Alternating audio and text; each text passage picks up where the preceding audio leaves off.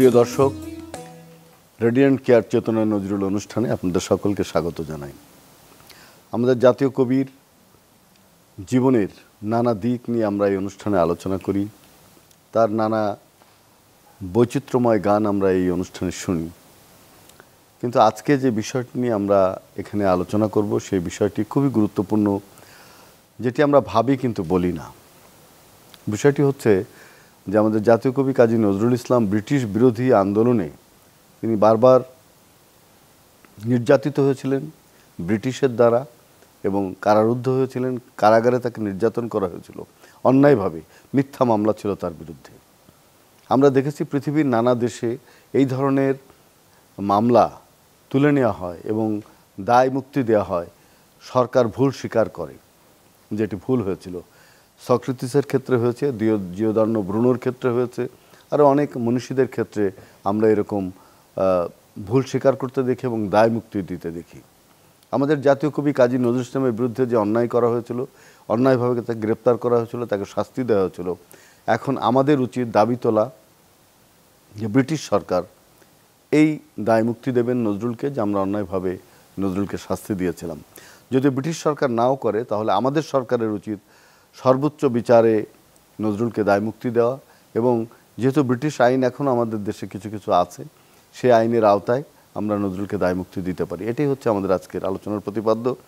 আমাদের সঙ্গে আছেন দেশের বিশিষ্ট নজরুল সাধক, আমাদের বাঁশরীর কর্ণধার, আমি বলবো যে নজরুল প্রেমী এক কথায়, ইঞ্জিনিয়ার খালেকুজ্জামান। আজকে আমাদের সঙ্গে শিল্পী হিসাবে আছেন দেশের বিশিষ্ট নজরুল সঙ্গীত শিল্পী পূজন দাস। আজকে বাজাবেন সঞ্জয় তবলায় এবং কিবোর্ডের শিমু। আমরা প্রথমে আলোচনায় যাব। যে কথাগুলো আমি বললাম এর রিপিট করব না, শুধু বলবো নজরুলকে দায় মুক্তি দিতে আমাদের কি করতে হবে। আমাদের প্রথমত একটু বোঝা দরকার যে কি কি কাজ হয়েছে নজরুলের বিরুদ্ধে, কি কি অন্যায় করা হয়েছে। আমরা যে কথাটা আপনি বললেন যে নজরুলকে অন্যায়ভাবে জেলে ঢোকানো হয়েছে, মিথ্যা মামলায় জড়ানো হয়েছে। পরপর 3টা মিথ্যা মামলা ছিল। প্রথমটাতে তো 1 বছর তিনি জেলে খেটেছেন এবং সেই সময় তার উপর অকথ্য নির্যাতন করা হয়েছে। তার মধ্যে তিনি যখন অনশন করেন, জোর করে তাকে খাওয়ানো হয়েছে। কি খাওয়ানো হয়েছে আমরা জানি না। স্লো পয়জনিংও করা হয়েছে বলে আমাদের এটা ধারণা করি যে তাকে স্লো পয়জনিং করা হয়েছে এবং দীর্ঘকাল ধরে করা হয়েছে, এবং যে কারণে পরবর্তীকালে নজরুল অসুস্থ হয়ে গেছেন। এর সাথে আরেকটা কাজ করেছেন যেটা তেমন একটা আলোচিত না, সেটা হচ্ছে নজরুল যখন জেলে ছিলেন তখন তিনি 3টা বই লিখেছেন, 2টা নাটক এবং একটা আইরিশ বিপ্লবী রবার্ট এমেটের উপর একটা জীবনী বই গ্রন্থ লিখেছিলেন। প্রকাশ হওয়ার কথাও ছিল, কিন্তু এই 3টা বই আমরা খুঁজে পাই না। 3টা বই গায়েব হয়ে গেছে। এই যে নজরুলের সৃষ্টিকে গায়েব করে দিল, এটারও তো একটা বিরাট বড় মূল্য আছে। এটা আমরা আদৌ আলোচনা করি নাই কখনো। এটা নিয়েও আমাদের সোচ্চার হওয়া উচিত যে এগুলো কোথায় গেল, কিভাবে এগুলো গায়েব হলো, কে এর জন্য দায়ী। একটা সাহিত্যকর্ম ধ্বংস করা তো সহজ ব্যাপার না, সহজ কাজ না। কারা প্রশাসনকে আমরা জিজ্ঞেস করতে পারি। কারা প্রশাসন, সেই সাথে সরকার একটা নাটকের কথা জানা যায় যে উনি বাইরে পাঠাতে পেরেছিলেন, কিন্তু তারপর আর নাই। অর্থাৎ যাদের কাছে পাঠিয়েছিলেন তারাও হয়তো ওই ষড়যন্ত্রের সাথে যুক্ত। এই 3টা লেখা, যেগুলো 2টা নাটক এবং একটা জীবনী গ্রন্থ গায়েব হয়ে গেছে। এগুলোর জন্য সুষ্ঠু তদন্ত হওয়া উচিত এবং অবশ্যই যারা দায়ী তারা মরে গেছেন নিশ্চিতভাবেই, কিন্তু তাদের বিচারের কাঠগড়ায় দাঁড়া করানো উচিত। তাহলেই একটা ন্যায় বিচার প্রতিষ্ঠা হবে। আর যে অন্যায়গুলো করেছেন সেই অন্যায়গুলোও খুঁজে বের করা দরকার। যেমন খুঁজে বের করা দরকার কবির অসুস্থতার পিছনে কারণ কি। আমরা একটা বললাম তাকে স্লো পয়জনিং করা হয়েছে, কিন্তু এটা এখনকার বিজ্ঞানের যুগে বের করা সম্ভব। কবি ঢাকাতেই আছেন, ঢাকাতেই তার কবর, এবং সেটা যদি এখনও গবেষণা করা যায় নিশ্চিতভাবে বের করা যাবে নজরুল কি অসুখে এত দীর্ঘদিন যাবৎ অসুস্থ অবস্থায় ছিলেন। অনেক বছর, 1-2টা বছর না। আরেকটা জিনিস আমার মনে হয় যে অন্যায়টা হয়েছিল, ব্রিটিশরা চেয়েছিলেন সেই সাথে এদেশের দোসররা যে নজরুল যাতে না খেয়ে মারা যান। এই জন্য ক্রমাগত তার বই নিষিদ্ধ করা হচ্ছে। ক্রমাগতভাবে তার বই নিষিদ্ধ, এবং তিনি যখন অসুস্থ হয়ে গেলেন তখনও প্রকাশ করার সুযোগ দেয়নি। অনেকগুলো বই, 5টা বই তো নিষিদ্ধ, এবং আরও অনেক বইয়ের উপর বিভিন্ন রোশানল ছিল। এখন নজরুল যাতে আয় করতে না পারেন, তখনকার দিনে আমরা যতটুকু জানি যে নজরুল একমাত্র সাহিত্যিক আমাদের বাংলা ভাষায় যার একমাত্র ইনকাম ছিল এই বই। এখন সেই বই যদি নিষিদ্ধ হয়ে যায়, তার ইনকাম কোথায়, কিভাবে তিনি বাঁচবেন, কিভাবে তিনি চলবেন, এ কথাগুলো আমাদের আলোচনায় আনা দরকার। এখন সময় আছে। আমরা কয়েক বছর আগে আমরা দেখেছি এবং জেনেছি যে নেপোলিয়ন 200 বছর আগে তা মারা গেছেন, কিন্তু এখন দেখা যাচ্ছে তাকে স্লো পয়জনিংয়ে হত্যা করা হয়েছিল। 200 বছর পরে জানি। এবং নজরুলের বেলায় কেন আমরা এরকম কোনো উদ্যোগ নিচ্ছি না, কিভাবে তাকে হত্যা করা হলো, ধরে নিচ্ছি হত্যা করা হচ্ছে, কিভাবে হত্যা করা হলো এটা আমরা জানি না। তার অসুখটা কি সেটা আমরা এখনও জানি না। নানা রকমের ধোঁয়াশা, নানা রকম হাবিজাবি কথাবার্তা বলা হয় এবং সঠিক তথ্য কেউই দেয় না।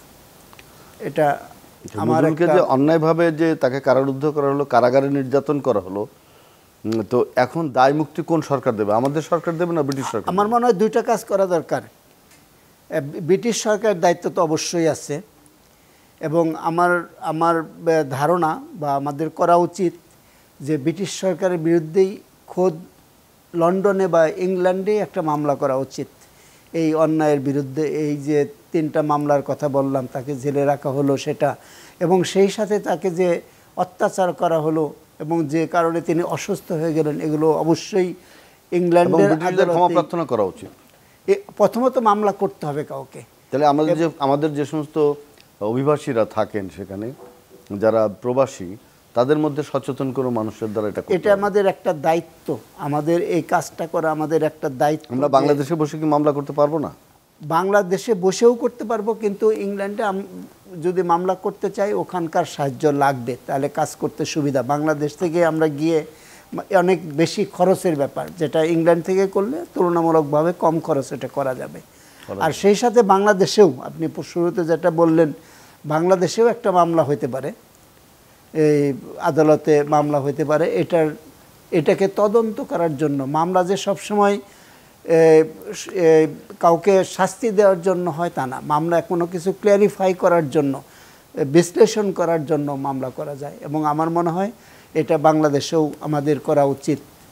সরকার স্বপ্রণোদিত, যেহেতু তিনি আমাদের জাতীয় কবি, তার সম্মান রক্ষা করা উচিত। অবশ্যই তিনি যে নির্দোষ ছিলেন সেটা প্রমাণ করার দায়িত্ব কিন্তু আমাদের, অবশ্যই, তাই না? অবশ্যই। অনেক ধন্যবাদ আপনাকে। আমরা যাব পূজন দাসের কাছে। কোন গানটি শুনি? যারে হাত দিয়ে মালা দিতে পারো নাই, কেন মনে রাখো তারে। যারে হাত দিয়ে মালা দিতে পারো নাই, কেন মনে রাখো তারে। ভুলে যাও মোরে, ভুলে যাও, ভুলে যাও মোরে, ভুলে যাও একেবারে।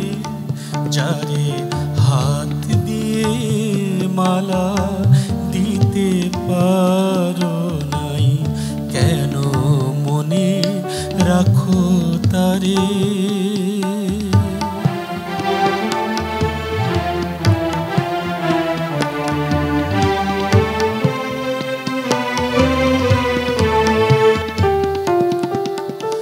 আমি গান গাহি আপনার সুখে, তুমি কেন আসি দাঁড়াও সম্মুখে। আমি গান গাহি আপনার সুখে, তুমি কেন আসি দাঁড়াও সম্মুখে। আলেয়ার মতো ডাকিও না আর নিশীথ অন্ধকারে। ভুলে যাও মোরে, ভুলে যাও, ভুলে যাও মোরে ভুলে যাও একেবারে।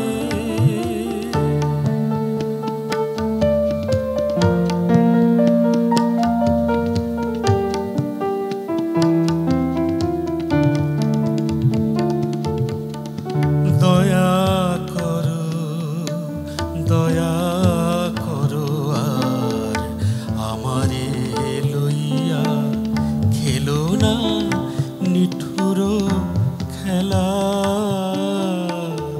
দয়া করো, দয়া করো আর আমারে লইয়া খেলো না নিঠুর খেলা।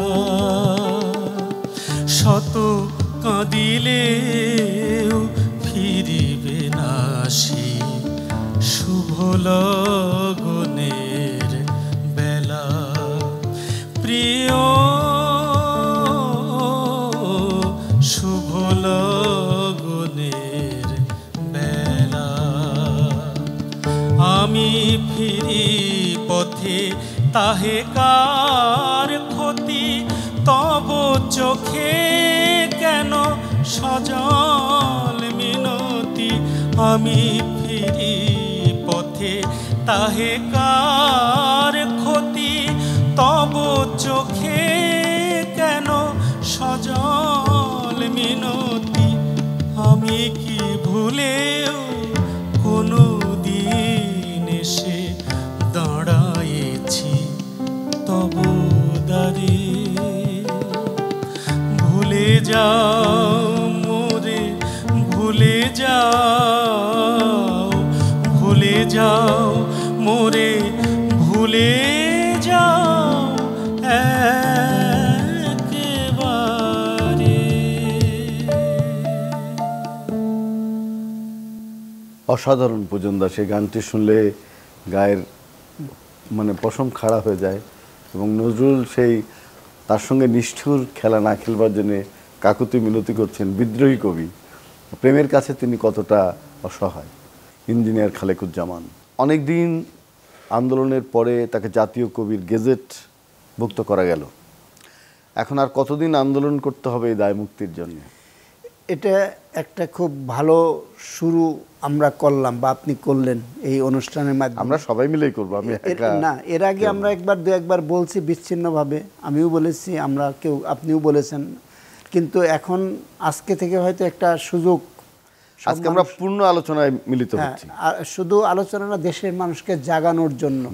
যদি জনমত আসে তখন বাংলাদেশ সরকার চাইবে এর একটা উত্তর দিতে। যদি জনমত চায় তখন আমরা সবাই মিলে চেষ্টা করলে অবশ্যই ইউকেতে আমরা একটা মামলা করতে পারবো। এর জন্য আমাদের জনমত তৈরি করতে হবে, যে কাজটা আমার বিশ্বাস এখন আমরা শুরু করছি। যারা এখানে আমরা মঞ্চে আছি শুধু তারা না, যারা আমাদের কথা শুনছেন তারা সবাই আমাদের সাথে সামিল হবেন। এই একটা বড় সিগনেচার ক্যাম্পেইন করতে পারি, অবশ্যই করতে পারি। এবং এখানে আমার মনে হয় যে আমরা বাঁশরীর পক্ষ থেকে হয়তো কিছু করতে পারি। আমার মনে হয় যে আমাদেরও দায়িত্ব আছে, সব মানুষেরই দায়িত্ব আছে, প্রতিটা বাঙালির দায়িত্ব জাতীয় কবিকে তার স্বমহিমায় প্রতিষ্ঠিত করা, তাকে নির্দোষ প্রমাণ করা। তিনি তো আসলে নির্দোষ ছিলেন, কিন্তু তিনি বিচারের কাঠগড়ায় দোষী সাব্যস্ত হয়ে আছেন এবং তিনি শাস্তি ভোগ করেছেন, যেটি আদৌ কাম্য ছিল না। একটা অগণতান্ত্রিক, একটা উপনিবেশিক সরকার, একটা জালিম সরকার তাকে শাস্তি দিয়েছিল, যেটা এবং তাকে স্লো পয়জনিং করেছিল। আমরা ধরে নিই, নাহলে তিনি এত অসুস্থ হতেন না। তার বই নিষিদ্ধ করেছিল, তাকে বাইরে বেরোতে, তার পত্রিকা অফিস ভাঙচুর করা হয়েছে, পত্রিকা নিষিদ্ধ করা হয়েছে। এবং মৌলবাদী শক্তি তার বিরুদ্ধে, হিন্দু মৌলবাদ, মুসলিম মৌলবাদ দুটোই তাকে নানা ফতোয়া দিয়ে তাকে কারণ ঘরবন্দি করে ফেলছে এবং তাকে লেলিয়ে দিয়েছে, এই দুইটা গ্রুপকেই। এবং দেখেন সেই সময় আমরা নারীর অধিকারের জন্য প্রথম নজরুল যেরকমভাবে ঝাঁপিয়ে পড়লেন নারীর পক্ষে, নারীরা নজরুলকে খুব ভালোবাসতাম, তারা বুঝতে পেরেছিল সে আমাদের লোক। শুধু নারীরা কেন, পুরুষরাও ভালোবেসেছিলেন নজরুলকে। এবং কিছু স্বার্থান্বেষী মহল বাদ দিলে, কিছু সাম্প্রদায়িক শক্তি, হিন্দু মুসলমান সাম্প্রদায়িক শক্তি বাদ দিলে পুরো জাতি নজরুলের সাথে ছিলেন, পুরো জাতি নজরুলকে ভালোবাসতেন। না হলে তার লেখা এত বিক্রি হবে কেন, তার লেখা এত পঠিত হবে কেন? সেই সময় থেকে আজকে প্রায় 80-90 বছর পর গত বছর যখন গণ আন্দোলন হলো ঢাকার রাস্তায়, বাংলাদেশের বিভিন্ন রাস্তায়, নজরুলের গান মানুষের মুখে মুখে ছিল। কেন? কারণ নজরুলের গান আমাদের, নজরুলের ছবি দেয়ালে আঁকা, তার কবিতা লেখা, তার গানগুলো লেখা, সব মানুষই নজরুলকে ভালোবাসে। কিন্তু আবার একটা যেটা কথা বললাম, স্বার্থান্বেষী মহল যখন তাদের নজরুলের কথা উচ্চারণ করতে তাদের পা কাঁপতে থাকে, এবং তারা চেষ্টা করে সবসময় যে প্রকাশ্যে করছে তা না, ওই অন্তরালে যে কাজটা করছে, নজরুল যাতে পঠিত না হয়, নজরুল চর্চা যাতে না হয়, নজরুল সাহিত্য যাতে প্রকাশ না পায়। প্রকাশ পেলে দেশের সব মানুষ যদি এ সমস্ত চেতনায় বিশ্বাসী হয়, তাদের তো আর স্থান থাকবে না। তারা তো মানুষকে শোষণ করতে পারবে না, তারা তো মানুষকে নির্যাতন করতে পারবে না, তারা তো মানুষকে ধর্মের নামে বিভাজন করতে পারবে না। অসাধারণভাবে আপনি বললেন। তাহলে আমাদের এখন এগিয়ে যেতে হবে, সিগনেচার ক্যাম্পেইন করতে হবে, আওয়াজ তুলতে হবে, এটা বারবার আলোচনায় আনতে হবে। এবং আমি বিশ্বাস করি যে আপনি এবং আপনার যে সংগঠন বাঁশরী, তার মাধ্যমে আমরা কাজ করতে পারবো। যে সমস্ত প্ল্যাটফর্ম আছে সেখানে আমরা যাব, আমরা উচ্চকণ্ঠে এই কথা বলবো যে নজরুল নির্দোষ ছিলেন, তাকে দায় মুক্তি দেওয়া হোক এবং ব্রিটিশ সরকার ক্ষমা প্রার্থনা করুক। অনেক ধন্যবাদ আপনাকে। আমরা গানে যাই। পূজন দাস, আজকের যে আলোচ্য বিষয়, সেই বিষয়ের উপরই কাজী নজরুল ইসলামের সেই কালজয়ী গান, বিখ্যাত গান কাঁদিও না কাঁদিও না, ওই যে কথাটি বলছিলেন যে যাহারা আমার বিচার করিয়াছে, ভুল করিয়াছে জানি, তাহাদের তরে রেখে গেল মোর বিদায়ের গান কানি। সে কিন্তু জানতো যে অন্যায়ভাবে তার বিরুদ্ধে বিচার করা হচ্ছে, এই গানে সেই প্রতিফলনটা আছে। একদম একদম তাই। আমরা শুনি গান। কাঁদিও না তবু তরে রেখে গেনু প্রেমানন্দ মেলা, শেষ হয় নাই বেলা, খেলা শেষ হলো, শেষ হয় নাই বেলা।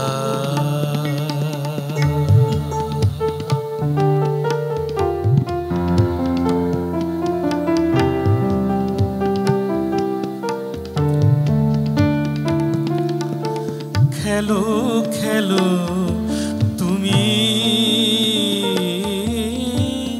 আজও বেলা আছে, খেলা শেষ হলে যেও যেও মোর কাছে। খেলো খেলো তুমি আজও বেলা আছে, খেলা শেষ হলে যেও যেও মোর কাছে। প্রেম যমুনার তীরে, প্রেম যমুনার তীরে বসে রব লইয়া শূন্য ভেলা, শেষ হয় নাই বেলা।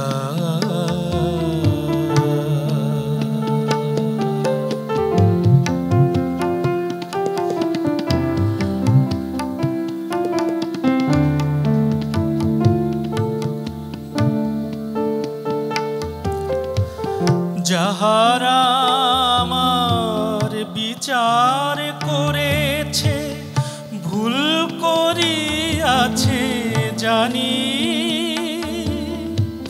তাহাদের তরে রেখে গেলু মোর বিদায়ের গান খানি।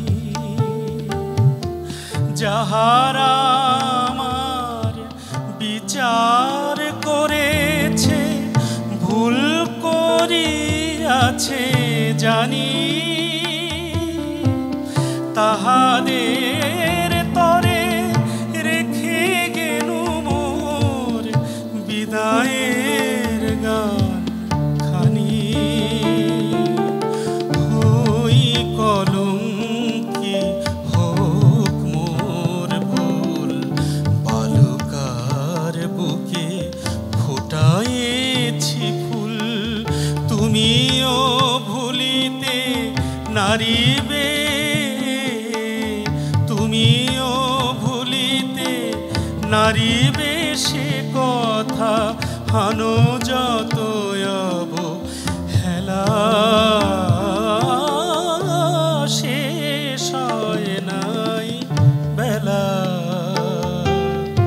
শেষ হয় নাই বেলা খেলা শেষ হলো শেষ হয় নাই বেলা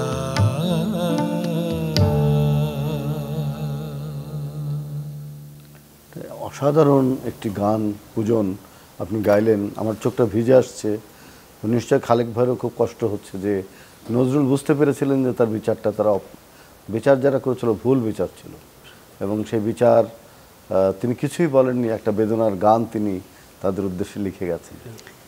আমি যদি একটা কথা বলবো, একটা জি কথা বলুন, নিশ্চয় বলুন। এটা গানটা যতবার শুনি ততবারই আমার মনে হয় সক্রেটিসের কথা। সক্রেটিসকে যখন অন্যায়ভাবে মৃত্যুদণ্ড দেওয়া হলো, বিষ পান করে মৃত্যুদণ্ড, সক্রেটিস তখন বলছেন যে আমরা যেটুকু জানি যে তিনি আইনকে অমান্য করতে চাননি, তিনি ভাবছেন যে যে শাস্তিটা হয়েছে তার জন্য ঠিকই আছে এবং মেনেও চলছেন, এই জন্য মৃত্যুবরণও করছেন। কিন্তু নজরুল কিন্তু তা না। নজরুল এখানে স্পষ্টভাবে বলছেন, যাহারা আমার বিচার করিয়াছে ভুল করিয়াছে জানি। একদম সমস্ত সক্রেটিসও জানতো যে বিচার ভুল, কিন্তু তিনি ব্রিটিশের আইনকে অমান্য করতে চাননি, তিনি পালিয়ে যেতে চাননি, কেননা তিনি ছিলেন বীর, বীর কখনো পালায় না। এবং নজরুলের ক্ষেত্রে আরেকটা জিনিস, যে এই গানের শেষের লাইনটা যে দেশের মানুষের প্রতিও বলে গেছেন, তোমরা আমার বিচার করছো, ভুল করছো, কেউ কেউ অবহেলা করছো, কিন্তু তো তোমরাও জানো, আমরা সবাই জানি আমি বালুকার মধ্যে ফুল ফুটিয়েছি, এটা তোমরা কোনোদিনই ভুলতে পারবে না। এবং আমরা আসলেই ভুলতে পারি। এবং নজরুল এরকম আত্মপ্রত্যয়ী, এটা আমাকে দারুণভাবে আলোড়িত করে তারা এই আত্মপ্রত্যয়ের ব্যাপার। অনেক ধন্যবাদ ইঞ্জিনিয়ার খালিকুজ্জামান আপনাকে, আপনি আজকে চমৎকার সাহসিকতার সঙ্গে, এখনও সাহস লাগে নজরুলের কথা বলতে, যে আপনাকে অনেক ধন্যবাদ। ধন্যবাদ পূজন দাসকে অসাধারণ গানের জন্য, ধন্যবাদ সঞ্জয়কে এবং ধন্যবাদ শিমুকে ভালো তবলা সঙ্গত এবং কিবোর্ড বাজানোর জন্য। প্রিয় দর্শক, রেডিয়েন্ট কেয়ার চেতনা নজরুল অনুষ্ঠানে আজকে যে বিষয়টি আমরা অবতারণা করেছিলাম, নজরুলের দায়মুক্তি দেয়া এবং নজরুল যে অন্যায়ভাবে তার প্রতি বিচার করা হয়েছিল, সেই বিচারে তাকে কারাদণ্ড দেওয়া হয়েছিল, তিনি নির্যাতিত হয়েছিলেন কারাগারে, এর বাইরেও নজরুল কিন্তু অনেক বৈষম্যের শিকার ছিলেন, অনেকভাবে তাকে নির্যাতিত হতে হয়েছে। আমরা এই যে অন্যায় বিচারের প্রতিবাদ করতে চাই, তাকে দায়মুক্তি দিতে চাই এবং ব্রিটিশ গভর্নমেন্টের কাছে আমরা আবেদন করতে চাই, আমাদের সরকার কাছে আমরা আবেদন করতে চাই, আমরা আইনের আশ্রয় নিতে চাই যেন নজরুল আমাদের জাতীয় কবি নির্দোষ প্রমাণিত হন এবং ব্রিটিশ সরকার ক্ষমা প্রার্থনা করেন। আমরা আমাদের শেষ গানটি যেটা পূজন দাস গিয়েছে, নজরুল নিজেই বলছেন যে তোমরা যারা আমার বিচার করেছো, আমি ভুল করেছো জানি, তোমাদের জন্য আমি আমার এই বেদনার গানখানা আমি রেখে যাচ্ছি। অর্থাৎ তিনি একজন অত্যন্ত বিনয়ী কিন্তু বিদ্রোহী, তিনি একজন অসাধারণ মানবিক মূল্যবোধ সম্পন্ন মানুষ এবং প্রেমিক এবং একজন সাহসী। এই মানুষটির প্রতি আমাদের ঋণ কখনোই শোধ করার সাধ্য আমাদের নেই, আমরা শুধু তাকে ভালোবেসে তার ঋণ শোধ করতে পারি। সবাই ভালো থাকবেন, সুস্থ থাকবেন।